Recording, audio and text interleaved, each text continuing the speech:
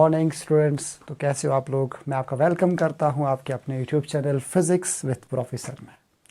तो आज का लेक्चर जो है क्लास 10th के लिए होने वाला है। इस क्लास में हम 10th क्लास का जो पहला वाला चैप्टर लाइट है उसको स्टार्ट करेंगे। इस क्लास में हम 10th क्लास के पहले चैप्टर के बेसिक चीज़ें क्लियर करेंगे। पिछले लेक्चर्स जो थे वो 11th क्लास के लिए थे, तो ये पहला लेक्चर होगा 10th क्लास के लिए। मैं आपका वेलकम करता हूं फिर से एक बार, खुश आमदीद है आपके अपने YouTube channel physics with professor में। शुरू करते हैं आज का lecture without wasting your time. चलिए शुरू करते हैं, लेके ऊपर वाले का नाम। तो हमारा टॉपिक होने वाला है लाइट का। लाइट, तो पहली चीज़ है व्हाट इज़ लाइट। डेफिनेशन क्या है लाइट की? What is light. ठीक है, क्वेश्चन एक एग्जाम में पूछा जा सकता है कि लाइट क्या है। Light is an electromagnetic wave, या फिर आप इसको इलेक्ट्रोमैग्नेटिक एनर्जी भी कह सकते हो, which enables us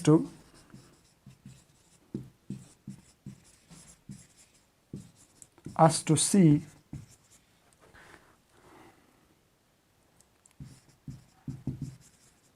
universe, or simply which gives us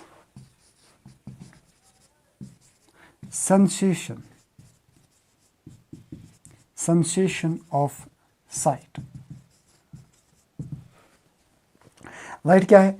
light एक इलेक्ट्रोमैग्नेटिक एनर्जी है या फिर एक इलेक्ट्रोमैग्नेटिक वेव है। तो पहला क्वेश्चन आता है कि ये इलेक्ट्रोमैग्नेटिक है क्या? ठीक है, क्लास 12th में आपका इलेक्ट्रोमैग्नेटिक का एक पूरा सा एक चैप्टर है। ठीक है, पूरा सा उस वहाँ पे इलेक्ट्रोमैग्नेटिक चीज़ को डिटेल में डिस्कस किया गया है। तो हम यहाँ पे सिंपल से इलेक्ट्रोमैग्नेटिक को कैसे डिस्कस कर सकते हैं।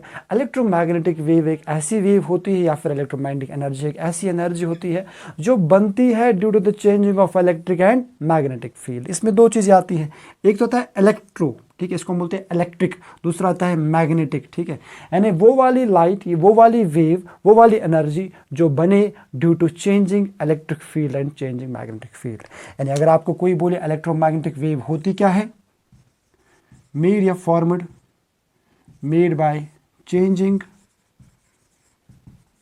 Electric field and changing magnetic field. जो चेंजिंग इलेक्ट्रिक फील्ड और चेंजिंग मैग्नेटिक फील्ड से बन जाए उसको हम बोलते हैं इलेक्ट्रोमैग्नेटिक वेव। सनलाइट जो है वो एक इलेक्ट्रोमैग्नेटिक वेव है, वो चेंजिंग इलेक्ट्रिक फील्ड और चेंजिंग मैग्नेटिक फील्ड से बन जाती है। ठीक है, इलेक्ट्रोमैग्नेटिक वेव के लिए हमारे पास किसी मीडियम की ज़रूरत नहीं है। अगर मीडियम हो तो ये ट्रेवल करेगी, अगर ना हो तो भी ट्रेवल करेगी। There is no need for this electromagnetic wave. इस इलेक्ट्रोमैग्नेटिक वेव के लिए किसी भी मीडियम की ज़रूरत नहीं। ठीक है, आगे आगे धीरे धीरे डिस्कस करेंगे। ठीक है, अच्छा चलिए। Which enables us to see universe, beautiful universe. आप दुनिया में जो कोई भी चीज़ देख लेते हो वो आप किसकी हेल्प से देख लेते हो? अगर लाइट है तभी देख पाओगे, अगर लाइट नहीं है तो हम कोई भी चीज़ नहीं देख पाएंगे। ठीक है, फॉर एग्जाम्पल अगर हमारे इस रूम में लाइट है तो भी आप इस बोर्ड को देख पा रहे हो, मेरा खूबसूरत सा चेहरा देख पा रहे हो। ठीक है, इस बोर्ड को जो भी यहाँ पे चीज़ें वो सारी चीज़ें देख पाते हो, जो यहाँ लिखा है वो सारी चीज़ें देख पाते हो। ये कैसे देख पाते हो आप? जब इस कमरे में लाइट है। तो इस कमरे में लाइट ना हो, हम बंद कर दे लाइट को, आपको कुछ दिखेगा ही नहीं। इसका मतलब है क्या? इसका मतलब सिंपल ये है कि जो चीज़ें हैं वो तब दिख जाती है जब लाइट हो। देखिए सिंपल एक चीज़ मैं आपको समझाता हूँ। अभी दिन का टाइम है, आपको हर कोई चीज़ दिख जाती है, जो भी कोई चीज़ है।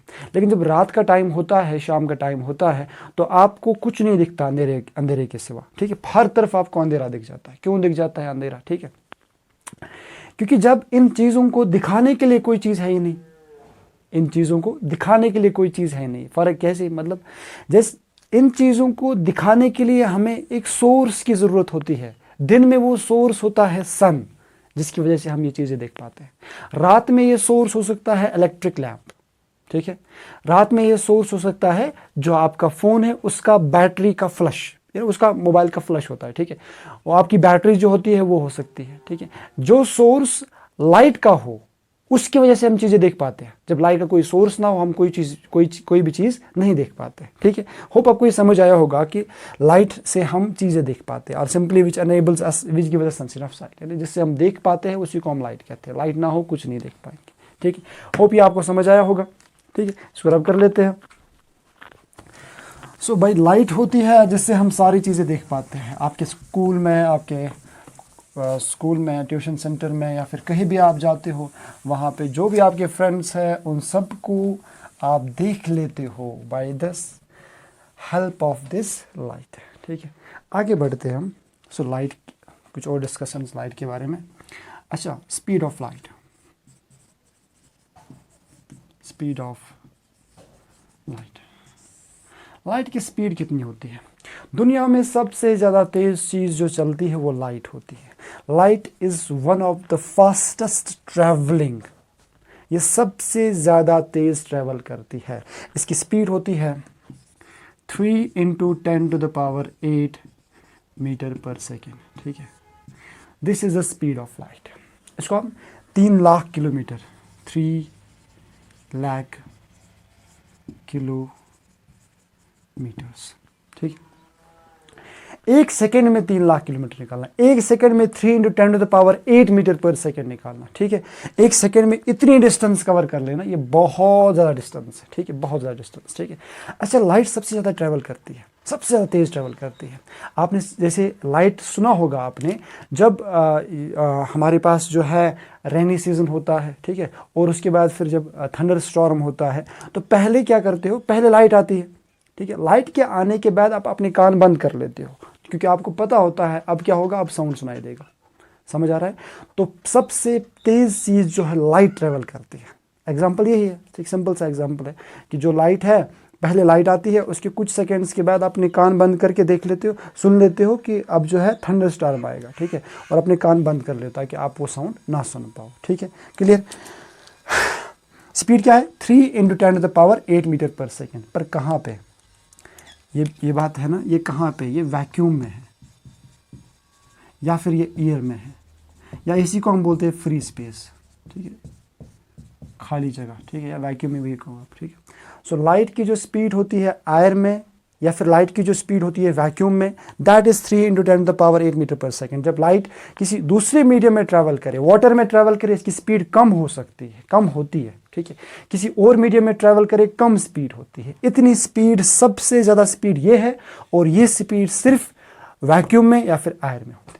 क्लियर है? स्पीड क्लियर है लाइट, ठीक है। चलिए आगे बढ़ते हैं। अच्छा, तो आगे डिस्कस कर लेते हैं हम और कुछ चीज़ें लाइट के बारे में।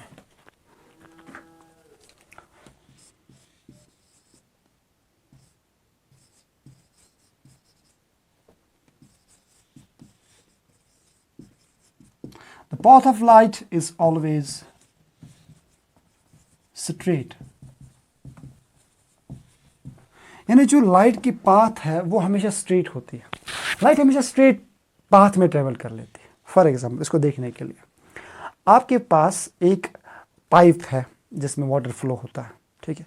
अब यहाँ से 2-3 मीटर तक वो पाइप स्ट्रेट है, फिर उसके साथ बेंड होता है, उसके बाद बेंड होता है वो, ठीक है। अच्छा, जहाँ पे वो बेंड होता है वहाँ पे अगर आप उस बेंड को निकालोगे, आप आराम से आर पार देख पाओगे, क्योंकि स्ट्रेट पाइप, ठीक है।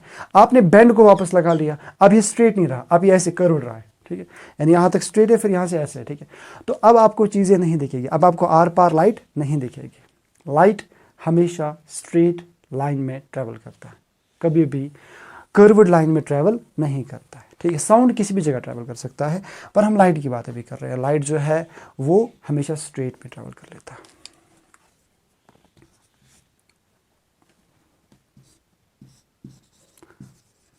द रे ऑफ लाइट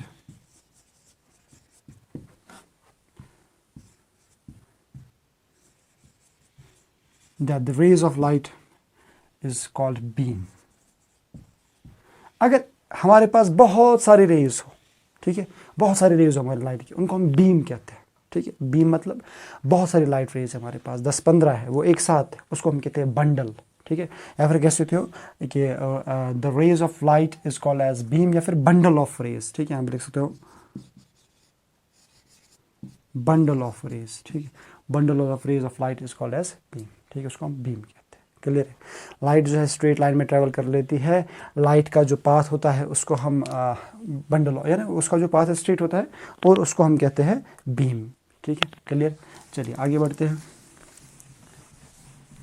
अब सीधा अपने पहले वाले टॉपिक पे आते हैं, that is reflection of light. चलिए सबसे प्यारा टॉपिक आपका पहला वाला, रिफ्लेक्शन ऑफ लाइट। रिफ्लेक्शन क्या होता है पहले ये समझ लेते हैं, ठीक है, हम लिख लेते हैं इसको, bouncing back of light when it hits some surface। जब एक लाइट जो है किसी सरफेस के साथ हिट कर लेती है, उसके बाद ये वापस आती है, उसको हम कहते हैं reflection, is called as reflection या इज नोन एज रिफ्लेक्शन, ठीक है, इसको आप नोन भी लिख सकते हो, known as reflection of light.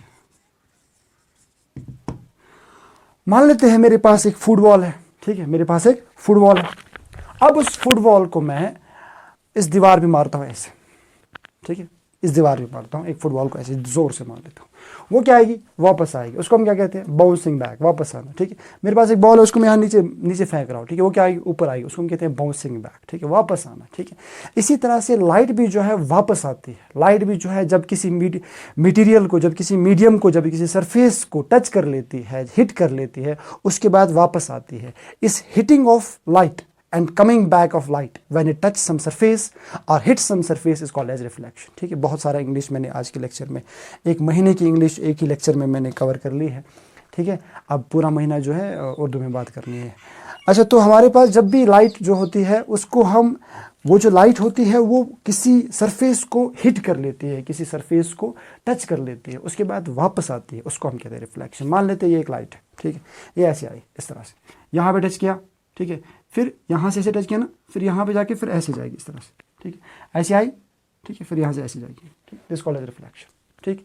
Reflection क्या होता है, bouncing back of light. Hope आपको समझ आया होगा। आपने कभी देखा होगा जो हम इस तरह से वो उंगली में लगाते थे, वो थोड़ा सा कुछ रबर, उससे नीचे एक बॉल होती थी, फिर उनको ऐसे से कर लेते थे, ठीक है, वो भी समझो आप एक एग्जाम्पल है किसका, लाइट का, ठीक है। वो बाउंस होता था ना, इसको टच करके वापस जाता था, ठीक है। Same is the case here, जब भी लाइट होती है वो किसी सरफेस को टच कर लेती है, उसके बाद फिर वापस जाती है, उसको हम कहते हैं रिफ्लेक्शन। क्लियर है, रिफ्लेक्शन, ठीक है। अच्छा, रिफ्लेक्शन से हम सारी चीज़ें देख पाते हैं, पहले चीज़ आप याद रख लोगे, ठीक है। यही है फिनोमेना, यही है एक ऐसा फिनोमेना फिजिक्स का जिसकी वजह से हम चीज़ों को देख पाते हैं। वी सी ऑब्जेक्ट्स और we see anything in the universe due to the help of reflection. अच्छा, क्या रिफ्लेक्शन सिर्फ नॉर्मल सरफेस पे होती है, क्या रिफ्लेक्शन सिर्फ जो है स्मूथ सरफेस पे होती है, या फिर हर किसी सरफेस पे होती है? दुनिया में जो भी सरफेस है, चाहे वो स्मूथ है चाहे वो रफ है, उन सारी सरफेसेस पे रिफ्लेक्शन होता है। चलिए, अच्छा, तो रिफ्लेक्शन क्या होता है? मेरे पास एक सरफेस है, स्मूथ सरफेस, यहां से एक लाइट ऐसी आई, ठीक है, इसको हम कहते हैं इंसिडेंट रे। क्या कहते हैं? Incident ray. यहां पे टच करता है इस पॉइंट को, इस सरफेस को। इस पॉइंट पे टच करने पे हम क्या करेंगे?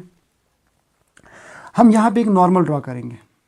चलिए, हो गया नॉर्मल शरीफ, नॉर्मल, ठीक है। उसके बाद जो ये लाइट है इसने यहाँ पे टच किया ना, इसके बाद ये रिफ्लेक्ट हो जाती है, ऐसी भाग जाती है दूसरी साइड से, ठीक है। This is called as reflected ray, reflected ray. यहाँ पे हम दूसरी चीज समझाते हैं। इस वाले एंगल को हम बोलते हैं एंगल आई, इस वाले एंगल को हम बोलते हैं एंगल आर, ठीक है। यहाँ तक क्लियर चीज़ है। अब यहाँ पे एक इंपॉर्टेंट चीज़, ये नॉर्मल होता क्या है? नॉर्मल हम उस चीज़ को कहते हैं, उस लाइन को कहते हैं जो एक सरफेस के परपेंडिकुलर हो, ठीक है। हमेशा एक सरफेस के परपेंडिकुलर जो लाइन हो, जो सरफेस के साथ 90 डिग्री बनाए, उस लाइन को हम कहते हैं नॉर्मल। ठीक है, मैं आपको समझाता हूँ एक चीज। हमारे पास एक बुक है, ठीक है, एक बुक हमारे पास है।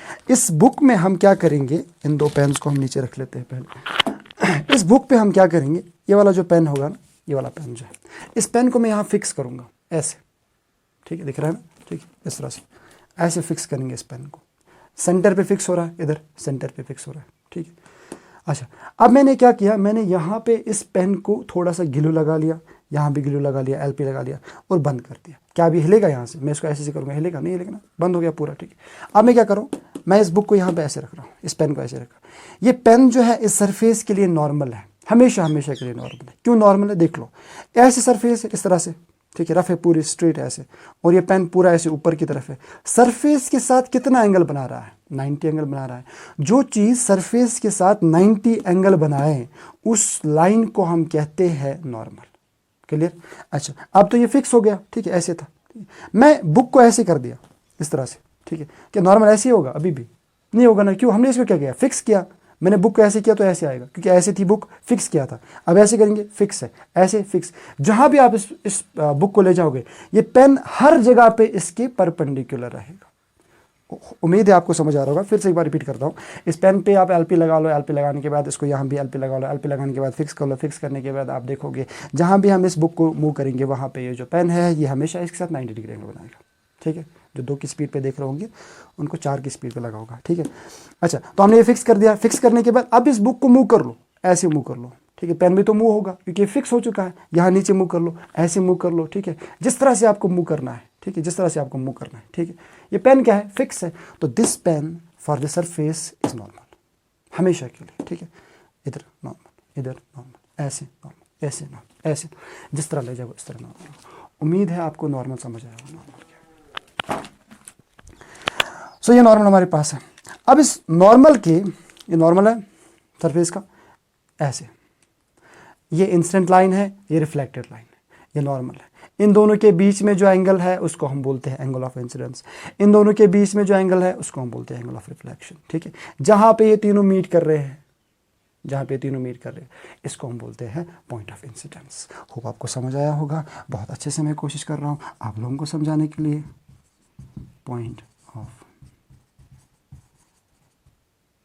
इंसिडेंस, ठीक है, क्लियर है इतना? चलिए, अच्छा, अब इस रिफ्लेक्शन के कुछ लॉस है।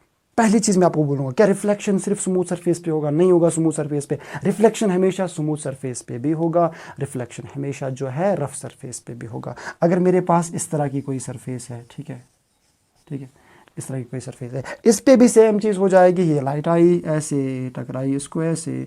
अब इसका नॉर्मल जो है इस तरह से बनेगा कि जो हमारे पास रिफ्लेक्टेड लाइट है, चलो इस तरह से नॉर्मल बन गया फॉर एग्जांपल, तो लाइट जो है ऐसे निकल जाएगी। ठीक है, ये होगा एंगल ऑफ इंसिडेंस आई और ये होगा एंगल ऑफ इंसिडेंस आर।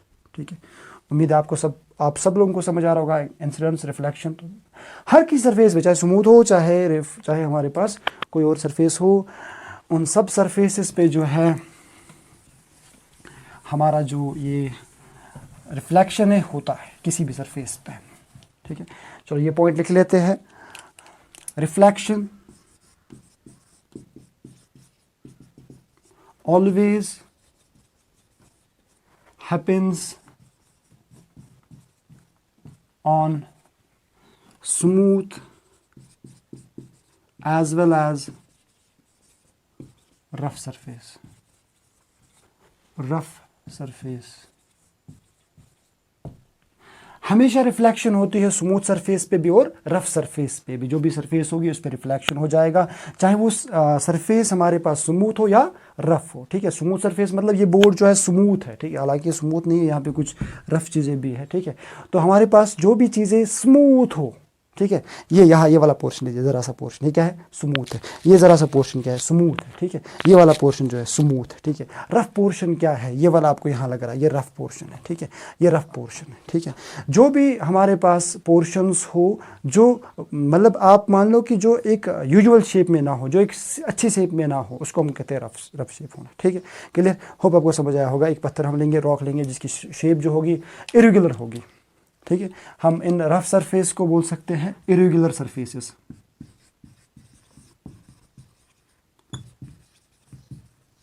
ठीक है, इनको इरेगुलर सरफेस भी बोलते हैं। ठीक है, चलिए ये आपको समझ आया होगा। ठीक है, रब कर लेते हैं इसको। अच्छा चलो, मैं इसको नीचे बना के रख लिया, ठीक है, इसलिए नहीं कि मेरी पेंटिंग अच्छी है तो मैंने एक बार बना लिया, मुझे दोबारा बनाना नहीं आएगा।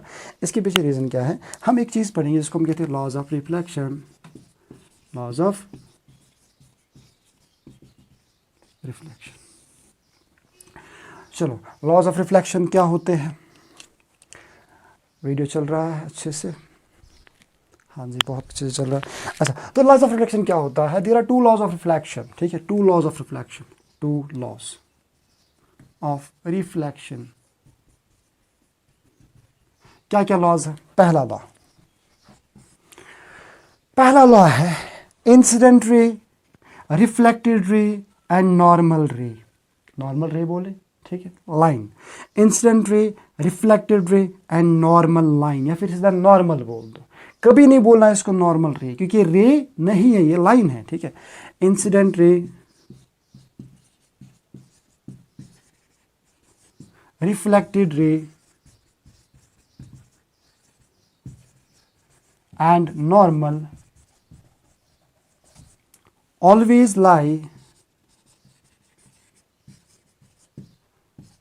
on the same plane at the point of incidence।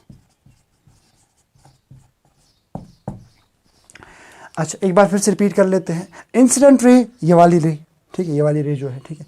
Reflected ray, ये वाली रे जो है। एंड नॉर्मल, और जो नॉर्मल होता है वो हमेशा always lie on same plan, एक ही प्लान पे लाई करते हैं। At the point of incidence, जहाँ पे पॉइंट ऑफ इंसिडेंस होता है, तीनों लाइट रेज वही मीट करती है। एक बार हम इसको समझाते हैं। ठीक है, फिर से हम इस बुक को ले लेते हैं, पर अभी के लिए थोड़ा मुश्किल होगा समझना। ठीक है, ऐसे ले लेते हैं। ठीक, अच्छा, मान लेते हैं ये हमारे पास इंसिडेंट रे। क्या है? Incident ray. ये क्या है? Reflected ray. ठीक, ये क्या है? नॉर्मल है। आप ज़रा देख लो, क्या तीनों जो पेन्स है वो एक ही पॉइंट पे आ रहे हैं? ठीक है, तीनों जो पेन है एक ही पॉइंट पे आ रहे हैं, यहाँ पे आ रहे हैं। ठीक है, क्या ये पॉइंट जो है इसी प्लान का हिस्सा है, इसी बुक का हिस्सा है? ठीक है, उम्मीद है आपको समझ आ रहा होगा कि हमारे पास जो प्लान है ये प्लान है। ठीक है, इस प्लान का ये पॉइंट है जहाँ पे रिफ्लेक्शन हो रहा है। ठीक है, ये वाला प्लान। ठीक है, इस जगह पे क्या ये तीनों लाइंस जो है, इंसिडेंट रे, रिफ्लेक्टेड रे और नॉर्मल, एक ही प्लान पे लाई कर रही है, एक ही पॉइंट पे लाई कर रही है? इस पॉइंट को हम बोलते हैं पॉइंट ऑफ इंसिडेंस, और ये एक ही प्लान पे आता है। ठीक, चलिए, होप आपको समझ आया होगा। तो ये पहला लॉ था। दूसरा लॉ यहाँ पे किसी खोपचे में, किसी कोने में लिख लेते हैं। Angle of incidence is always equal to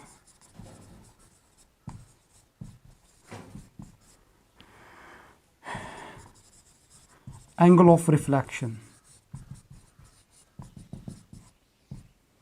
यानी एंगल आई, दैट इज, इसको आई और ई को बोलते हैं दैट इज। ठीक है, अनपढ़ो। Angle I is equal to angle r. ठीक है, सो हमारे पास जो एंगल आई है वो एंगल आर के बराबर है, पर ऑलवेज है, ऑलवेज, ऑलवेज। ठीक है, ऑलवेज, यानी जो एंगल आई है ये एंगल आर के बराबर है, पर ये हमेशा होगा। ठीक है, हमेशा होगा। ठीक है, देखिए लॉ क्या होता है? लॉ होता है जो through out the country, through out the universe, through out the universe same हो। फॉर एग्जांपल, अभी हमारे जो कश्मीर में है, आपको हेलमेट लगाना ज़रूरी है सर पे। ठीक है, आपको सर पे हेलमेट लगाना बहुत ज़्यादा ज़रूरी है। अब जो आप ये हेलमेट लगाते हो ट्रैफिक रूल्स में, ये लॉ है। अब ये लॉ जो है हिंदुस्तान के हर किसी स्टेट में वैलिड है। हिंदुस्तान के हर किसी स्टेट में क्या, दुनिया के कोने कोने में आपको हेलमेट सर पे लगाना ज्यूरिंग बाइक चलाते चलाते आपको ये ज़रूरी है। अगर आपने ये नहीं किया तो you are violating the law, उस पर आपको फाइन लग जाता है। ठीक है, ये लॉ है। इसी तरह से ये लॉ है, ये भी लॉ है। तो ये लॉ जो है through out the universe same है, ये कभी चेंज नहीं होगा, इसलिए मैंने लिखा ऑलवेज। अगर आपके पास रफ सरफेस है, अगर आपके पास स्मूथ सरफेस है, तब भी ये लॉ वैलिड है। This law is valid for, these laws are valid for both rough surface and smooth surfaces. ठीक है, यहाँ पे मान लेते हैं हमारे पास एक स्मूथ सरफेस, रफ सरफेस ऐसे है। ठीक है, अब लाइट रे ऐसे आई, ऐसे यहाँ पे, ठीक है, यहाँ पे टच किया।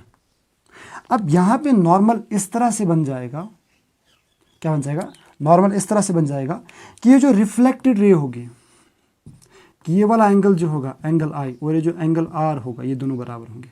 Here angle I is equal to angle R, यहाँ भी सेम चीज होगी। क्लियर? ये है कौन सी सरफेस? ये रफ सरफेस है। क्यों बराबर होगा? क्योंकि ये लॉज है, laws throughout the universe same होते हैं, ठीक है। इसी तरह से ये दो लॉज है। तो इसको एक बार अच्छे से देख लीजिए, प्यार से देख लीजिए, इसको याद रख लीजिए एग्जाम पर्पस के लिए, बहुत इंपॉर्टेंट क्वेश्चन एग्जाम में पूछा जाता है, ठीक है। चलिए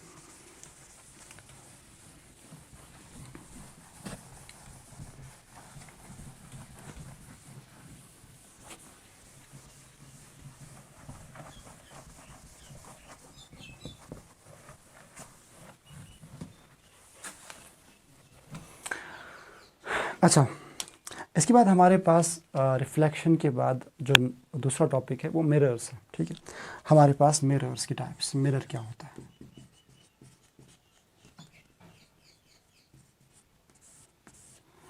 मिरर एक ऐसा सरफेस होता है, any surface whose one side is polished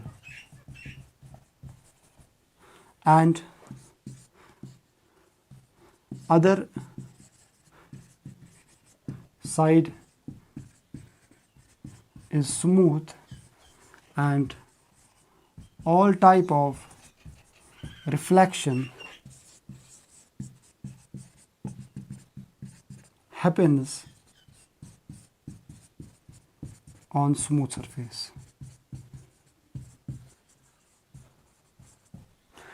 एक मिरर हमारे पास एक ऐसा हमारे पास मटेरियल होता है जिसके एक साइड पे हमने पॉलिश की होती है, ठीक है। आपके घर में मिरर्स होंगे, ठीक है।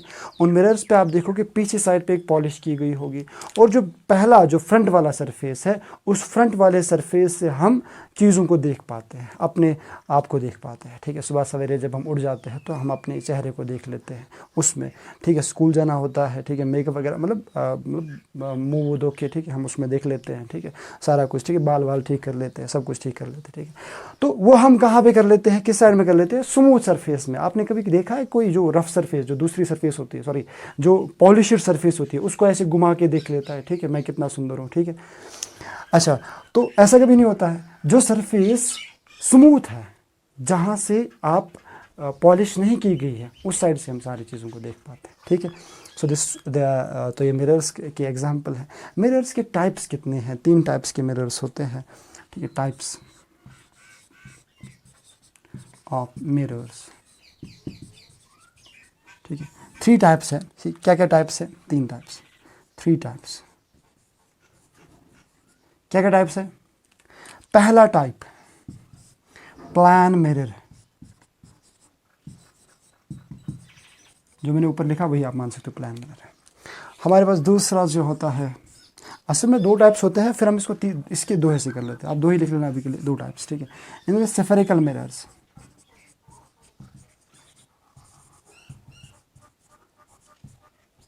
सेफेरिकल मिरर्स, ठीक है।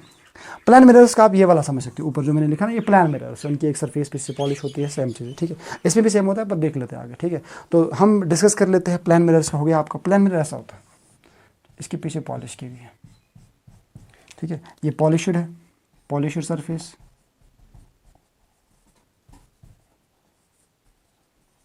और ये जो वाली सरफेस है, ये वाली सरफेस जो आपको ये दिख रही है, ठीक है, पहले वाली सरफेस, इसको कहते हैं स्मूथ सरफेस। क्या कहते हैं? स्मूथ सरफेस, स्मूथ सरफेस, ठीक है। अच्छा, ये प्लान मिरर क्या है? प्लान मिरर है, plane mirror.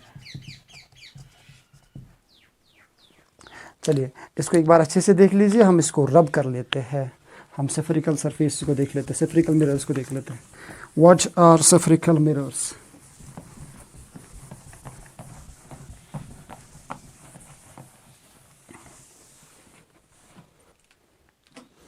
सेफरिकल mirrors,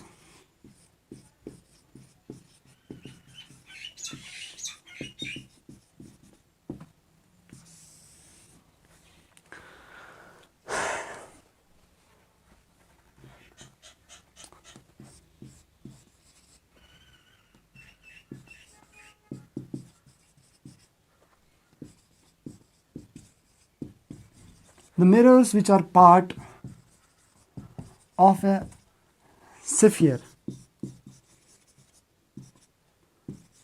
are called spherical mirrors.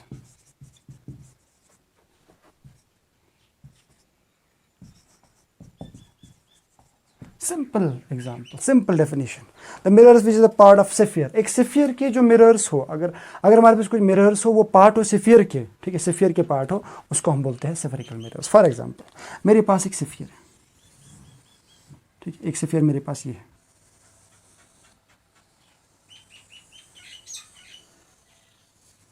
ठीक है।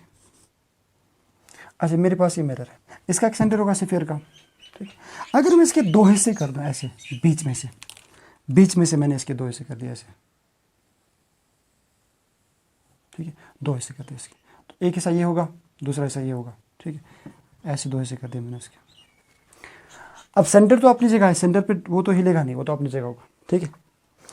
इसके दो हिस्से हो गए, एक तो ये एक ये, ठीक है। इनमें से अगर मैं इसके पीछे पॉलिश कर लूँ, पीछे साइड में पॉलिश, बैक साइड में पॉलिश कर लूँ, ये वाला, ये जो मैं लाइन दिखा रहा हूँ ना, ये कील नहीं है, ठीक है, ये क्या है, पॉलिश की गई है इस पर, ठीक है।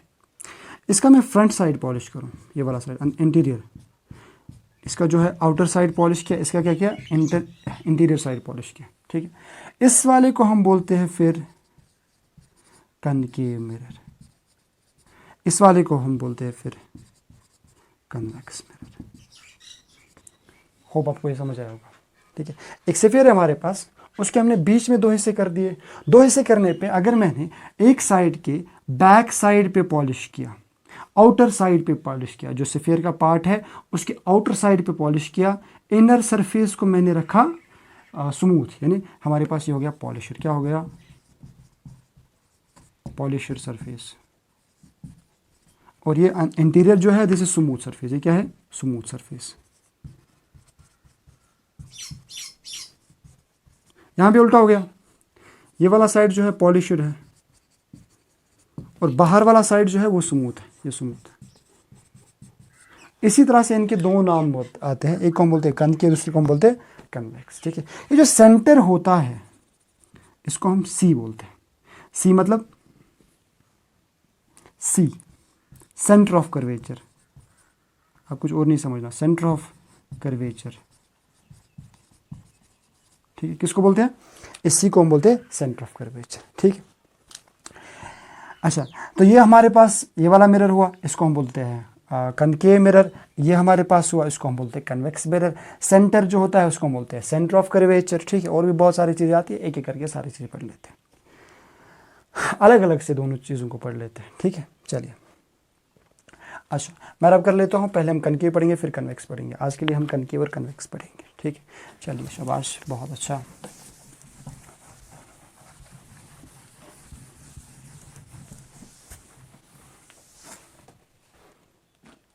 पहले हमारे पास होगा कनकेव मिरर, ठीक है। सारी चीज़ें दोनों में सेम है। अच्छा, मेरे पास ये मिरर है, इसकी बैक साइड को हमने पॉलिश किया,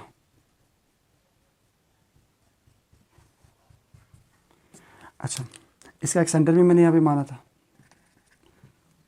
इसको हम क्या मानते थे, सी, सेंटर ऑफ कर्वेचर। इस सेंटर ऑफ कर्वेचर से चलो एक और काम कर लेते हैं। ये जो हमारे पास यहाँ से मिरर स्टार्ट होता है, ए डैश, ये वाली लाइन जो है, या फिर देखो मैंने यहाँ पे ए डैश लिखा, आप कोई भी नंबर लिख सकते हो। अच्छा, तो यहाँ से स्टार्ट हुआ ऐसे, ये लाइन ऐसे इस तरह से, ठीक। इसलिए स्टार्ट होने पे इसका एक सेंटर भी होगा यहाँ पे किसी जगह, इस सेंटर को हम बोलते हैं पोल, क्या बोलते हैं, पी, इसको हम बोलते हैं पोल, ठीक है। इस पोल और सेंटर ऑफ कर्वेचर पे आप एक स्ट्रेट लाइन ड्रॉ कर लो, स्ट्रेट लाइन, बिल्कुल स्ट्रेट, ठीक है, इस तरह से एक स्ट्रेट लाइन आपने ड्रॉ कर ली। इस स्ट्रेट लाइन को हम बोलते हैं प्रिंसिपल एक्सिस, प्रिंसिपल एक्सिस। इसी को हम बोलते हैं centre of curvature, centre of curvature. अच्छा, और भी चीज़ें हैं कुछ, क्या क्या है, यहाँ पे कुछ और चीज़ होगी, उसको हम बोलते हैं एफ। क्या बोलते हैं? एफ बोलते हैं उसको, ठीक है। And this F is called as focal length. क्या बोलते हैं इसको? फोकल लेंथ, ठीक है, फोकल लेंथ। यहां से यहां तक का डिस्टेंस भी कोई होगा, ठीक है, यहां से यहां तक का कोई डिस्टेंस भी होगा। इस डिस्टेंस को हम कहते हैं, इसको हम बोलते हैं, सॉरी, इसको हम बोलते हैं फोकस। क्या बोलते हैं? फोकस, सॉरी, इसको हम बोलते हैं फोकस, ठीक है, FOCUS, फोकस। इस डिस्टेंस को हम बोलते हैं F focal length, focal length, ठीक है। अच्छा, यहां से यहां तक का भी कोई डिस्टेंस होगा। कहां से कहां तक सर? यहां से यहां तक, ये यहां से यहां तक, ठीक है, ये वाला डिस्टेंस, ठीक है, ये, ठीक है। इसको हम बोलते हैं radius of curvature, radius of curvature. उम्मीद है आपको सारी चीजें दिख रही होगी, ठीक है। इस लाइन को हम बोलते हैं प्रिंसिपल एक्सिस, इस पॉइंट को हम बोलते हैं सेंटर ऑफ कर्वेचर, इस पॉइंट को हम बोलते हैं फोकस, इस पॉइंट को हम बोलते हैं पोल, इस लेंथ को हम बोलते हैं फोकल लेंथ, इस लेंथ को हम बोलते हैं रेडियस ऑफ कर्वेचर। दूसरा मिरर यहां बना लेते हैं, इधर पे। इसको पॉलिश कहां से करनी है? अंदर से, इंटीरियर साइड से, ठीक है। इसका एक सेंटर भी होगा यहाँ पे, इसको क्या बोलते हैं? Centre of curvature. अब मैं यहाँ नहीं लिखूँगा, यहाँ पे आपको खुद पता चलेगा। इसका एक सेंटर भी होगा, उसको क्या बोलते हैं? पोल। इन दो लाइंस को मीट करते हैं एक स्ट्रेट लाइन से, इसको क्या बोलते हैं? PA, principal axis. यहाँ से यहाँ तक के डिस्टेंस को क्या बोलते हैं? Radius of curvature.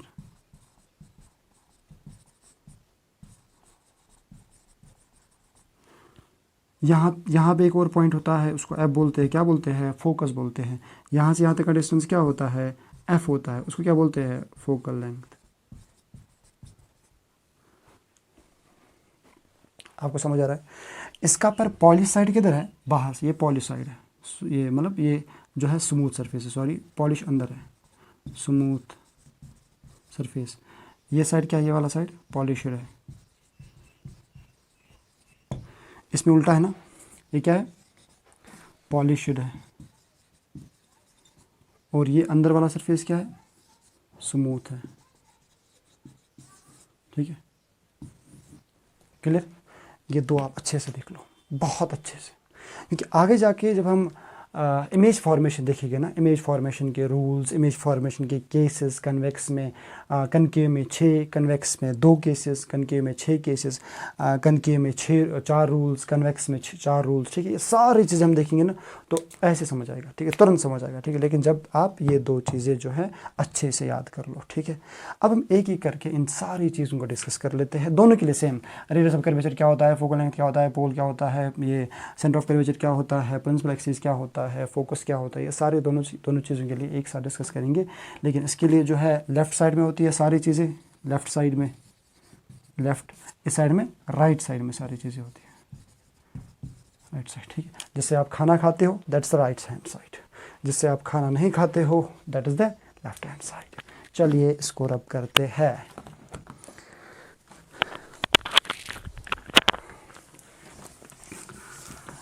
तो हम एक एक करके डिस्कस कर लेते हैं इन चीज़ों को जल्दी से, ताकि आपको अच्छे से समझ आए सारी बातें। चलिए, पहली चीज़ हमारे पास क्या थी? ये था हमारे पास centre of curvature, centre of curvature. आप लिख लीजिए इसके सामने, the centre of the sphere या स्फेरिकल मिरर, चाहे कोई सा भी हो, स्फेरिकल मैंने लिखा, इसमें दोनों आते हैं, स्फेरिकल मिरर ऑफ विच या which is the part of which the sphere is the part.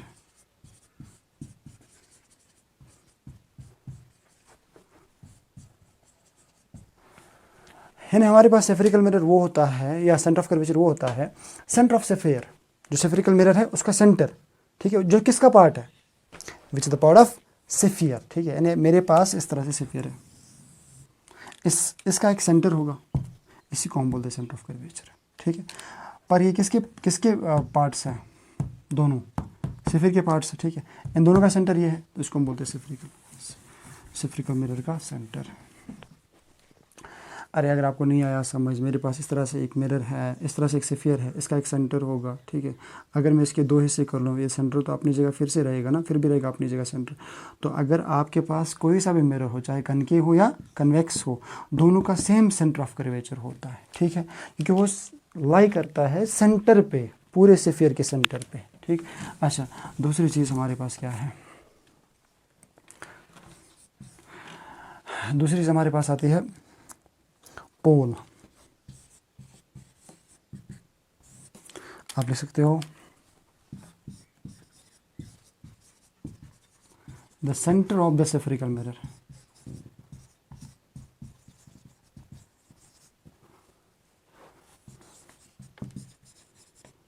Spherical mirror का सेंटर, ठीक है। या फिर आप लिख सकते हो the centre of the spherical mirror on it's aperture, the centre of the spherical mirror on it's aperture, ठीक है। यानी मेरे पास इस तरह से होता है, इसको हम कहते हैं अपर्चर, ठीक है, इस वाले को अपर्चर कहते हैं, ठीक है। अब हम छोटे छोटे से लेंगे, ऐसे लेंगे, तो वहाँ पे अपर्चर को डिस्कस नहीं करेंगे, वहाँ पे अपर्चर इसी को मानेंगे, ये वाली लाइन को, तो ये होगा इसका सेंटर, ठीक है, इसको हम बोलते हैं पोल, ठीक है। चलिए शाबाश, पोल भी समझ आया होगा, ठीक। अच्छा, आगे तीसरी चीज़ क्या थी हमारे पास, principal axis, principal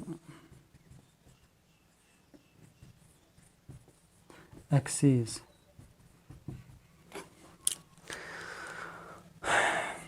the line passing through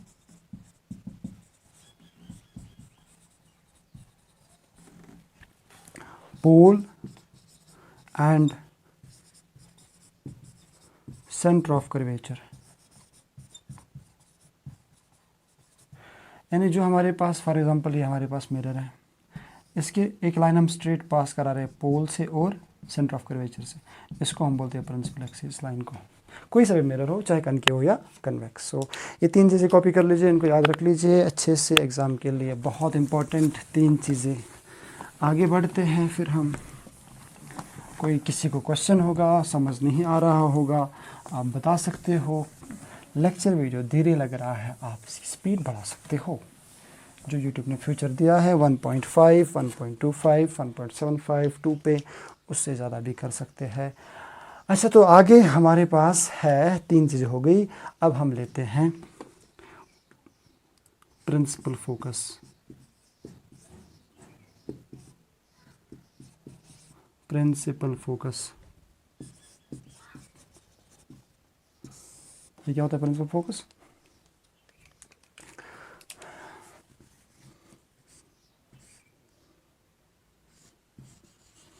The point which lies exactly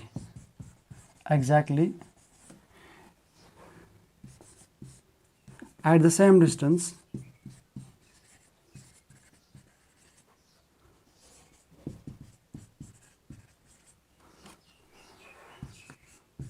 between pole and center of curvature.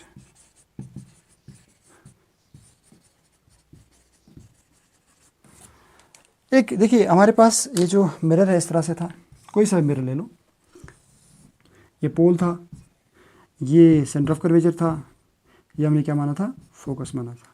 Focus एक ऐसा पॉइंट है प्रिंसिपल एक्सिस पे जो इक्वल डिस्टेंस पे हो पोल से भी, इक्वल डिस्टेंस से हो कर्वेचर से भी, या बिटवीन द सेम डिस्टेंस हो, यानी एट द सेम डिस्टेंस हो फ्रॉम पोल एंड कर्वेचर। समझ आया होगा। फोकस एक ऐसा पॉइंट है जो कर्वेचर से भी सेम दूरी पे है, पोल से भी सेम दूरी पे है, ठीक है। अच्छा, चलिए इसको रब कर लेते हैं। उसके बाद आता है फिर हमारे पास दो चीज़ें आती हैं, एक आता है radius of curvature, radius of curvature. The length between pole and center of curvature of spherical mirror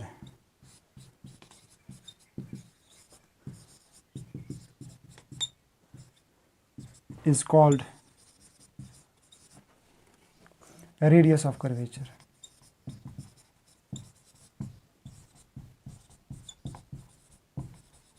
इसको हम आर से लिख लेते हैं, ठीक है, इसको हम कैपिटल एफ बोलते हैं. द डिस्टेंस हो between the pole and centre of curvature. ये मेरे पास एक कनकेव है, कोई सा भी लेंस ले लो, कोई सारे मिरर ले लो. ये पोल हो गया, ये कर्वेचर हो गया. इन दोनों के बीच में कितनी डिस्टेंस है, कितना दूर है एक दूसरे से, ठीक है. इसको हम बोलते हैं रेडियस ऑफ कर्वेचर. इसको हम आर से डिनोट कर लेते हैं, यहाँ से यहाँ तक का डिस्टेंस, ठीक है. होप ये सब आपको समझ आ रहा होगा, ठीक है. इसको रब कर लेते हैं.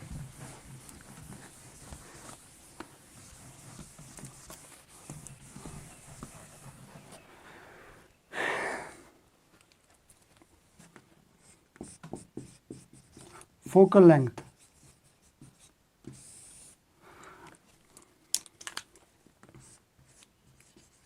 the distance between pole and principal focus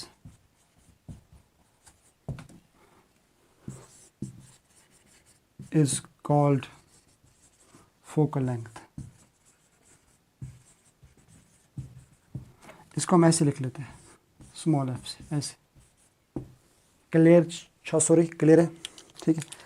अच्छा, तो distance between the pole and the principal जो हमारे पास फोकस हो, फॉर एग्जांपल अगर हमारे पास ये लेंस, कोई सा भी लेंस हो, जो आप मिरर हो, सॉरी मिरर, ठीक है. अच्छा, ये हमारे पास पोल है, ये हमारे पास कर्वेचर है, ये हमारे पास फोकस है. इस फोकस और इस पोल के बीच में जो डिस्टेंस है that's called as focal length, ठीक है. एक और चीज़ यहाँ पे, क्या मैं लिख सकता हूँ अगर ये वाला डिस्टेंस होगा 10, क्या ये डिस्टेंस भी 10 होगा?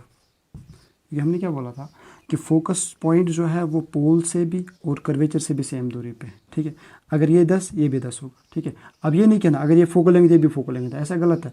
फोकल लेंथ ये है, पर अगर ये 10 है, ये भी 10 होगा, ठीक है. अच्छा, क्या हम कह सकते हैं कि आर जो है वो बराबर होगा 2f के? मान लेते हैं यहाँ से यहाँ तक कितना डिस्टेंस होगा, इसको हम कहते हैं ना आर, पोल से कर्वेचर तक आर कहते हैं. सो मैंने आर लिखा, ठीक है. पोल से कर्वेचर कितना होगा? 10 10 20 होगा, ठीक है. अच्छा, यहाँ से अगर आप देखोगे, इसको डिवाइड करोगे, क्या फोकस जो है, फोकल लेंथ जो है वो 10 के बराबर है, ठीक है. मैंने लिखा कर्वेचर जो है, रेडियस ऑफ कर्वेचर जो है वो 2f के बराबर है. 2 इंटू इसका लेंथ कितना है? 10. तो क्या होगा? 20 = 20 बराबर होगा दोनों. याद रखोगे, r = 2f ऑलवेज,